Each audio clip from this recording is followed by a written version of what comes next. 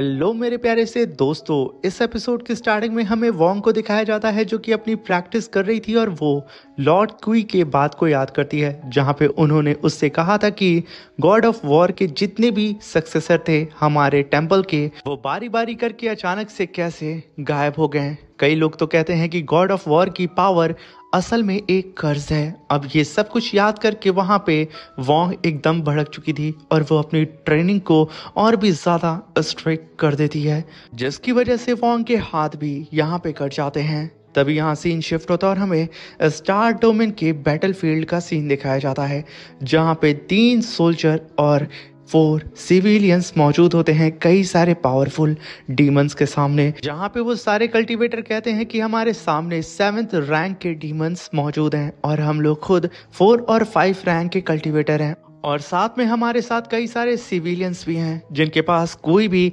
Combat power नहीं है। मगर तभी उनमें से एक बंदा कहता है कि हमें कैसे भी करके इन सारे डीमंस को रोकना होगा, हमें अपने लोगों को प्रोटेक्ट करना होगा। वहीं पे हम असिसन हॉल के कमांडर को देखते हैं जो कि कहते हैं कि आखिर मुझे समझ में नहीं आ रहा है कि आखिर ये सारे ही डीमन सिविलियंस को क्यों सेलेक्ट कर रहे हैं। तभी वहाँ पे मैजिक हॉल के लॉर्ड कहते हैं कि ये लोग सिर्फ हमें यहाँ पे प्रवोक कर रहे हैं, हमारे आम लोगों को मार करके हमें भड़काने की कोशिश कर रहे हैं, मगर हमें यहाँ पे संयम से काम लेना होगा। मगर तभी हम देखते हैं कि वो सारे ही डीमंस अब इतने ज़्यादा उत्सुक हो चुके थे कि वो सब के सब अपने लीडर के कहने पे उन सारे सिविलियंस और उन 3 वॉरियर्स के ऊपर अटैक करने के लिए बढ़ जाते हैं। ये देख करके वो सारे ही वॉरियर कहते हैं कि हमें कैसे भी करके आगे बढ़ के इन्हें रोकना होगा। ये कहने के साथ वो सब के सब हिम्मत को जुटाते हैं और आगे बढ़ जाते हैं उन सारे ही डीमन से फाइट करने के लिए, जिनमें से एक वॉरियर काफ़ी पावरफुल स्लैश अटैक एक डीमन के ऊपर करता है, मगर वो स्लैश अटैक उस डीमन का बाल भी बांका नहीं कर पाता है। और जब वो डीमन उस वॉरियर के ऊपर स्लैश अटैक करता है तो उसका हाथ ही वो डीमन काट करके रख देता है और ये वॉरियर होता है वॉरियर टेंपल का कल्टीवेटर। अब ये देख करके सब के सब वहाँ पे डर जाते हैं कि ये क्या, हम में से सबसे पावरफुल वॉरियर एक ही अटैक में मर गया। वहीं पे सारे ही डीमंस ह्यूमन को कैप्चर कर लेते हैं और उन्हें मारने के लिए आगे बढ़ रहे होते हैं, जहाँ पे एक बैड डीमन एक वुमेन को मारने वाला होता है। मगर तभी वहां पे वोंग की स्वॉर्ड नाचते हुए आती है और जैसे ही वो डीमन उस वुमेन को मारता, वोंग की स्वॉर्ड ने उसके हाथ को ही वहीं पे काट दिया होता है और वो हाथ सीधा ही जमीन पे गिरता है और वोंग की स्वॉर्ड काफी दूर जाके गिरती है। अब ये देख करके उन सारे ही ह्यूमंस के अंदर थोड़ा सा जज्बा आता है। तभी वहां पे वोंग आकर के अपनी स्वॉर्ड को उठाती है और उसे उठाने के साथ उन सारे ही डीमंस के ऊपर टूट पड़ती है। तभी वो सारे ही सिविलियंस कहते हैं कि हमें यहाँ पे हॉल मास्टर वोंग आ चुकी हैं वॉरियर टेंपल से बचाने के लिए, अब हमें यहाँ पे कुछ भी नहीं होगा। और यहाँ पे होता भी यही है। वोंग ने अपनी स्वॉर्ड के सहारे उन सारे ही डीमंस की धज्जियां उड़ा दी थी, जहाँ पे उन सारे ही डीमंस की आंखों में हमें वोंग का खौफ नजर आ रहा होता है। कोई भी वोंग के सामने टिक नहीं पाता है। यहाँ पे वोंग ने लास्ट डीमन के अटैक को भी डॉज करके उसे वहीं पे मार दिया था और वो तुरंत जमीन पर आकर के लैंड करती है और सीधा अपने कुछ कदम आगे बढ़ाते हुए जमीन पे पड़े हुए डीमन के चेस्ट के अंदर से अपनी स्वॉर्ड को बाहर निकालती है, जिस डीमन के अंदर वोंग ने अपनी स्वॉर्ड को ही घुसेड़ दिया था। अब ये देख करके वहां पे सारे ही ह्यूमंस यहाँ पे जश्न मनाने लगते हैं क्योंकि वो सब अब सब के सब सेफ हो चुके थे। सारे ह्यूमंस जो कि इस फाइट को देख रहे थे वो सब भी खुश हो चुके थे। तभी हम देखते हैं कि वोंग कहती है कि मुझे यहाँ पे कुछ अजीब लग रहा है, जैसे कि कोई और भी है जो कि हमें छुप के देख रहा है। मगर यहाँ पे वो सारे ही सिविलियंस कुछ समझ नहीं पाते हैं और वो लोग वोंग के पास भागते हुए आते हैं। मगर सडन आसमान में एक पोर्टल अपीयर होता है और उसके अंदर से एक हेल चेन बाहर निकलती है जो कि सीधा ही उन सिविलियंस को हिट करने वाली थी। वोंग अपनी स्वॉर्ड को लेकर के एक लंबी जंप लगाती है और उस हेल चेन को एक ही स्लैश अटैक में डिस्ट्रॉय कर देती है। मगर उस डीमन का ऑरा इतना खतरनाक होता है कि वोंग के साथ साथ वहां मौजूद सारे के सारे कल्टीवेटर सप्रेस हो जाते हैं और अपने घुटनों के बल बैठ जाते हैं। तभी आसमान में एक ब्लास्ट होता है और एक जाइंट सा वाइड गेट अपीयर होता है और उसके अंदर से कई सारी हेल चेन बाहर निकलती हैं और उसके अंदर से हंसी आती है एक डीमन गॉड की, जो कि कहता है कि क्या बात है, मेरे सामने इतने सारे शिकार मौजूद हैं। ये कहने के साथ वो अपने हाथ में थोड़ी सी स्पिरिचुअल एनर्जी को गैदर करता है और सीधा ही वोंग के ऊपर अटैक कर देता है। मगर वोंग इस अटैक को सेंस करती है और अपनी स्वॉर्ड से उस अटैक को होल्ड करने की कोशिश करती है। मगर सडन वहां पे एक स्पिरिचुअल ब्लास्ट होता है, जिसकी वजह से वोंग छटक के पीछे जाती है और वो कहती है कि आखिर ये कैसी टेरिफाइंग पावर है। तभी हम देखते हैं कि चारों ही तरफ सन्नाटा छा जाता है और जितने भी ह्यूमंस ये देख रहे थे वो सब दहशत में आ जाते हैं। तभी पालादीन कमांडर कहते हैं कि ऐसी टेरिफाइंग पावर मैंने आज तक नहीं देखी है, आखिर ये डीमन गॉड कौन है। तभी वहां पे साइनर के ग्रैंडपा कहते हैं कि ये pillar number 5 hello demon God है, मारबास। तभी पालादीन कमांडर कहते हैं कि इसका नाम तो मैंने पहले कभी भी नहीं सुना है। तभी वहां पे साइनर के ग्रैंडपा कहते हैं कि अलायंस के रिकॉर्ड के हिसाब से ये लास्ट टाइम अपीयर हुआ था लगभग 1000 ईयर पहले, और ये सडन कहीं पे फिर अचानक से डिसअपीयर हो गया और कहीं छुप गया और आज ये अपीयर हुआ है।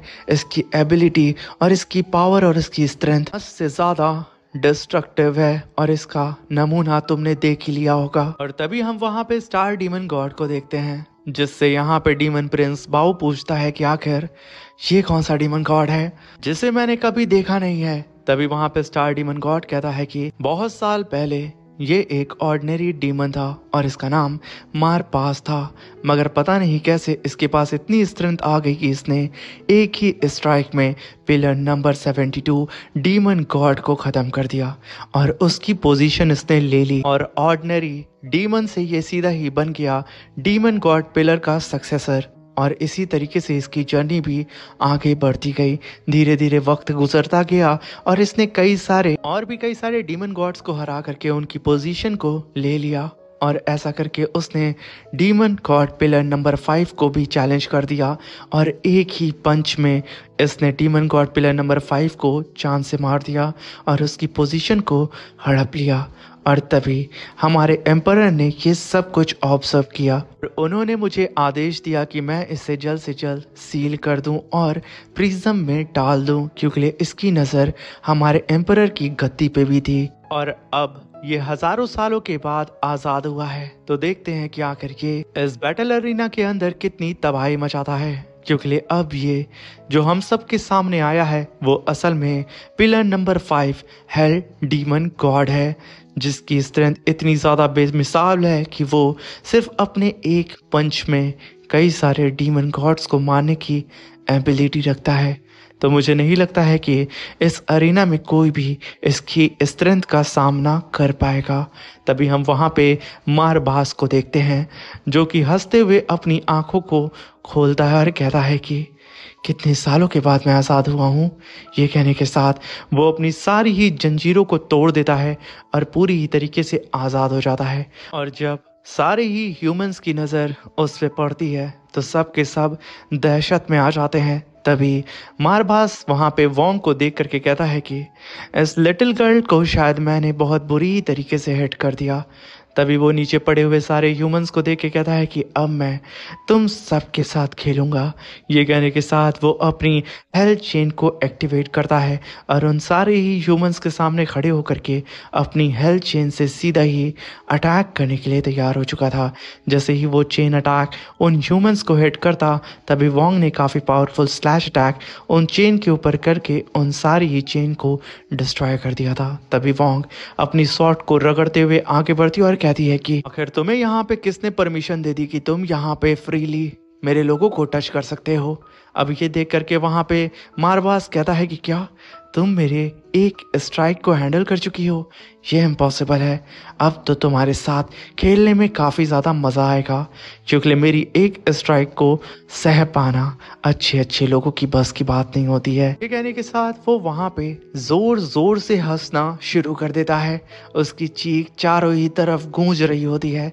मगर तभी वोंग वहाँ पे पूरी ही तरीके से गुस्से में आकर के अपनी स्वॉर्ड को पकड़ती है और सीधा ही उस मारबास के ऊपर अटैक करने के लिए बढ़ जाती है।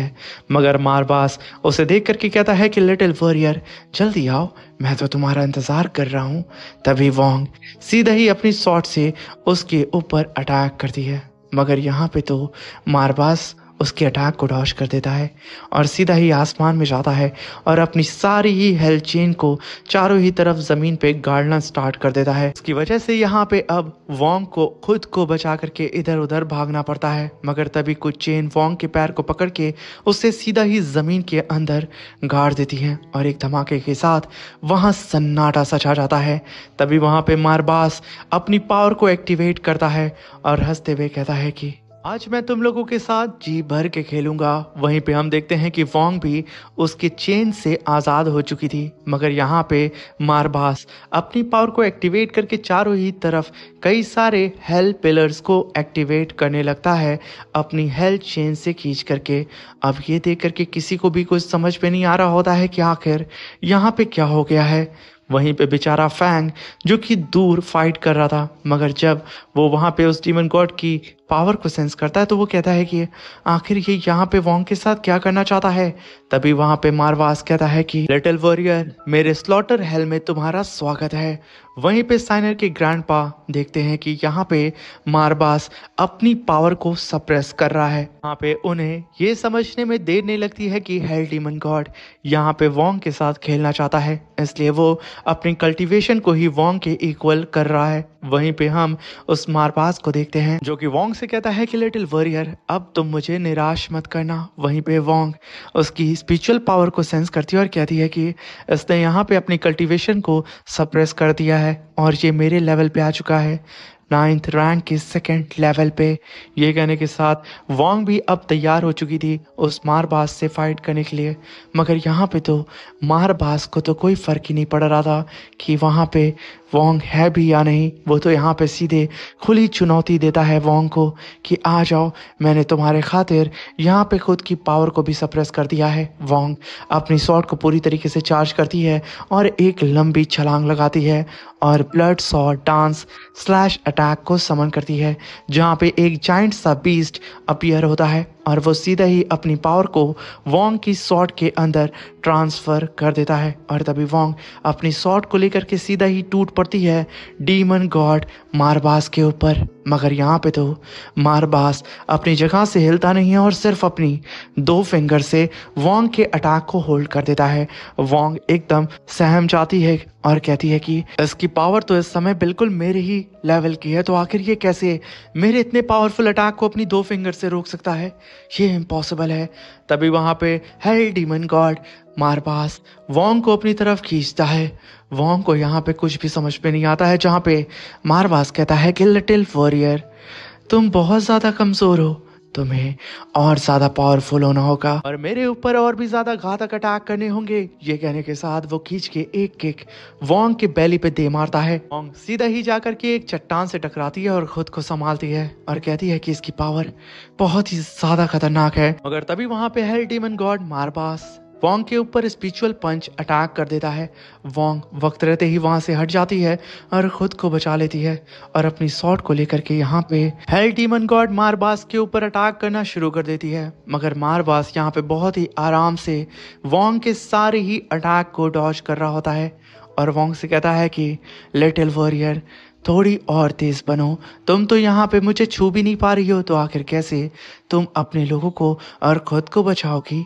अब यहाँ पे वोंग एकदम पागल हो चुकी थी, वो किसी भी कीमत पे यहाँ पे इस मारबास को हिट करना चाह रही थी, मगर वो नहीं कर पाती है। तभी वहाँ पे मारबास कहता है कि अब मेरी बारी है। ये कहने के साथ वो पीछे हटता है और multiple feast spiritual attack Wong के ऊपर करने लगता है। वोंग उन सारी अटैक से खुद को प्रोटेक्ट करने लगती है, मगर यहाँ पे तो मारबास अपनी पावर को बढ़ाता है और सीधा टेलीपोर्ट होकर के वोंग के पीछे आ जाता है।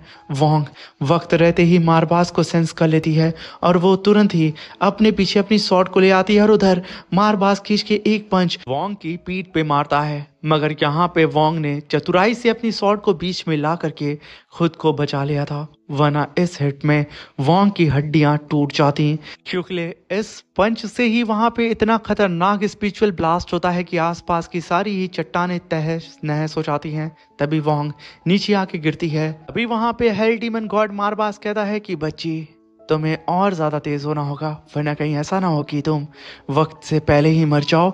अब ये बात वोंग को खटक जाती है और वो मारबाज के ऊपर अटैक करने के लिए आती है। मारबाज खींच करके एक स्पिरिचुअल पंच उसके ऊपर कर देता है, जहाँ पे वोंग ने अपनी शॉट को बीच में ला करके खुद को बचा लिया था, मगर एक ब्लास्ट के साथ वोंग छटक करके सीधा ही एक चट्टान के अंदर घुस जाती है। वो खुद को संभालती उससे पहले ही मारबाज आता है और सीधा ही वोंग की खोपड़ी को पकड़ता है और उसे रगड़ते हुए आसमान से ही जमीन पे पटक देता है, मगर वहां पे वोंग खुद को संभाल लेती है और बड़ी मुश्किल से खुद को स्टेबल करती है। मगर यहाँ पे तो मारबाज फिर से वोंग के ऊपर अटैक करने के लिए तैयार हो चुका था और ठीक उसके पीछे आके खड़ा हो जाता है, मगर इस बार वक्त रहते ही वोंग वहाँ से हट जाती है और उसके अटैक को डॉज कर देती है। तभी हम देखते हैं कि एक ब्लास्ट होता है जिसकी वजह से वोंग सीधा ही आकर के ज़मीन पे गिरती है और वो खुद को स्टेबल करते हुए कहती है कि अब मुझे यहाँ पे कुछ और करना होगा। ये कहने के साथ वो अपने कदम को बढ़ाती है और अपने ब्लडी डोमेन को एक्टिवेट करती है और सीधा उसके अंदर मारबाज को कैप्चर करने की कोशिश करती है, जहाँ पे वोंग का ब्लडी डोमेन चारों ही तरफ से मारबाज को कैप्चर करने लगता है और उधर मारबाज शांति से खड़े होकर के एक जगह आसमान में हंस रहा होता है। उसके चारों ही तरफ वोंग की पावर होती है। मारबाज अपनी स्पिरिचुअल पावर को सिर्फ हल्का सा रिलीज करता है और वोंग का ब्लडी डोमेन पूरी ही तरीके से एक बार में डिस्ट्रॉय हो जाता है। ये देख करके वोंग को यकीन नहीं होता है कि आखिर ये कैसे पॉसिबल हो सकता है। यहाँ पे इसने कोई भी स्किल का इस्तेमाल किए बिना सिर्फ अपनी पावर को रिलीज करके मेरे डोमेन को कैसे डिस्ट्रॉय कर सकता है। वहीं पे लॉर्ड क्यू और लॉर्ड क्विन ये देख करके एकदम हैरान होते हैं कि आखिर ये डीमन गॉड किस चीज़ का बना हुआ है। इसने तो सिर्फ अपने एक मूव के अंदर वोंग के इतने पावरफुल ब्लडी डोमेन को ही डिस्ट्रॉय करके रख दिया है। आखिर यहाँ पे क्या हो रहा है। अब यहाँ पे सब के सब घबरा रहे होते हैं कि आखिर अब इस फाइट का नतीजा क्या निकलेगा, क्योंकि ये फाइट अब एक तरफा ही चल रही थी, जहाँ पे हेल डीमन गॉड मारबाज सीधा ही वोंग से कहता है कि क्या तुम चींटियों के पास कोई भी ऐसी पावर नहीं है या फिर कोई टेक्निक नहीं है जिससे तुम मुझे पीछे ढकेल सको। अभी ये सुन करके वोंग और भी ज्यादा भड़क जाती है और वहां पे गॉड ऑफ वॉर की पावर को समन करती है और सीधा ही वहां पे गॉड ऑफ वॉर की शील्ड को अपीयर करती है। अब यहाँ पे डीमन गॉड मारबाज अपने सामने गॉड ऑफ वॉर की शील्ड को देख करके कहता है कि इसका मतलब ये डिसेंडेंट है गॉड ऑफ वॉर की। मेरी किस्मत तो खुल चुकी है, इतने सालों के बाद मैं आज़ाद हुआ हूँ और मेरे सामने देखो गॉड ऑफ वॉर की पावर मौजूद है। ये फाइट यकीनन काफ़ी ज़्यादा इंटरेस्टिंग होने वाली है। वहीं पे वोंग अपनी शील्ड को लेकर के लगातार इस मारबाज के ऊपर अटैक करती है, मगर मारबाज उसके सारे ही अटैक को डॉज कर रहा होता है और वोंग का मजाक उड़ा रहा था। यहाँ पे वो कहता है कि बच्ची तुम्हारे पास गॉड ऑफ वॉर की पावर है और तुम उसके डिसेंडेंट हो, मगर फिर भी तुम बहुत कमजोर हो। ये कहने के साथ वो टेलीपोर्ट होकर के वोंग के फिर से पीछे आता और खींच करके एक पंच सीधा ही वोंग के बैक पे दे मारता है। वोंग बहुत ही तेजी से नीचे जा रही होती है और उसकी हालत खराब हो जाती है, मगर तभी डीमन गॉड मारबाज उसके सर को पकड़ता है और सीधा जमीन पे दे मारता है और इधर वोंग खुद को स्टेबल करती है। हेल डीमन गॉड मारबाज कई सारे स्पिरिचुअल पंच अटैक सीधा ही वोंग के ऊपर कर देता है, जिसकी वजह से वोंग और भी ज्यादा घायल हो जाती है। मगर तभी वहां पे मारबाज 6 क्लॉ अटैक सीधा ही वहां पे उसने वोंग के ऊपर कर दिया था, मगर वोंग वक्त रहते ही वहां पे अपनी गॉड ऑफ वॉर की शील्ड को अपेयर करती है और खुद को बचा लेती है। ये देख करके वहां पे डीमन गॉड मारबाज कहता है कि अभी भी तुम कमजोर हो, कुछ अलग करके दिखाओ, क्योंकि तुम यहाँ पे गॉड ऑफ वॉर की पावर के लायक नहीं हो। ये सुन करके वहां पे वोंग भड़क जाती है और अपनी पावर को अनलेश करते हुए हेल डीमन गॉड मारबाज से कहती है कि अब तुम मेरे इस अटैक से किसी भी कीमत पे नहीं बचोगे। ये कहने के साथ वहां पे वोंग ने god of war weapon void breaking star sky attack को समन किया था, जहां पे वॉर ऑफ गॉड की स्पिरिचुअल बॉडी अपीयर होती है और आसमान फट करके मल्टीपल स्टार अटैक सीधे ही इस मारबाज के ऊपर होने लगते हैं। मगर मारबाज को ये सब देख करके अभी भी मज़ा आ रहा था, जैसे कि उसे ये सब कुछ बचकाना लग रहा हो। वहीं पे एक अटैक जा करके मारबाज को लगता है, जिसे देख करके यहाँ पे वोंग को लगता है कि वो इस फाइट को जीत चुकी है। वो यहाँ पे खुश होने लगती है, मगर ये उसकी सबसे बड़ी गलतफहमी थी। तभी वहाँ पे हेल डीमन गॉड मारबास अपीयर होता है और डबल क्लॉ अटैक करके उसने वहाँ पे वोंग को इंजर्ड कर देता है और वोंग को जैसे ही वो अटैक हिट करता है वो पीछे जाके गिरती है। और तभी हेल डीमन गॉड मारबास कहता है कि अब मैं तुम्हें दिखाने वाला हूँ कि आखिर कैसे गॉड ऑफ वॉर की पावर का इस्तेमाल करते हैं। और आज मैं तुम्हें ये भी दिखाऊंगा कि गॉड ऑफ वॉर की वॉइड ब्रेकिंग स्टार अटैक आखिर होता कैसा है।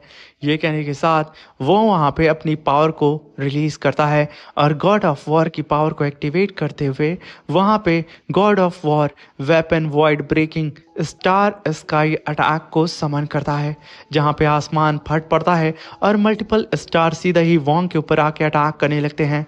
वोंग इस चीज़ को देख करके एकदम सदमे में आ जाती है कि आखिर कैसे ये गॉड ऑफ वॉर की पावर का इस्तेमाल कर सकता है, आखिर इस टेक्निक को ये कैसे इस्तेमाल कर सकता है, ये इम्पॉसिबल है। साथ में वहीं पे वोंग उन सारी ही अटैक से खुद को प्रोटेक्ट कर रही होती है, मगर कुछ अटैक उसे लग भी जाते हैं और जब एक काफ़ी पावरफुल अटैक वोंग को आकर के सीधा उसके चेस्ट पे हिट करता है, वोंग बहुत ही तेज़ी से छटक के पीछे जाती है और एक चट्टान से टकराती है, जिसकी वजह से एक नोकीली चट्टान सीधा ही वोंग के कंधे में घुस जाती है और वो यहाँ पे इंजर्ड हो जाती है।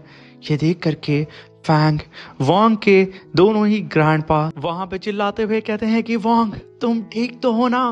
मगर इसी के साथ ये शानदार सा एपिसोड खत्म होता है। मेरे प्यारे से दोस्तों, जिन प्यारे भाइयों ने मेरी पिछली वीडियो पे कमेंट किया है उन्हें तहे दिल से धन्यवाद। साथ में मेरे प्यारे से दोस्तों, अगर आप इसका नेक्स्ट एपिसोड जल्द से जल्द देखना चाहते हैं तो 2K लाइक 500 कमेंट को जल्दी से जल्दी कंप्लीट कर दें और अगर अभी तक आपने चैनल को सब्सक्राइब नहीं किया है तो कर लें और बेल आइकन को प्रेस कर दें कि सबसे पहले आपको अपडेट मिल सके। और वीडियो अच्छी लगी हो तो प्लीज़ अपने दोस्तों के साथ भी शेयर करें और कमेंट करना बिल्कुल भी मत भूलिएगा। Thank you for watching. Bye bye, take care.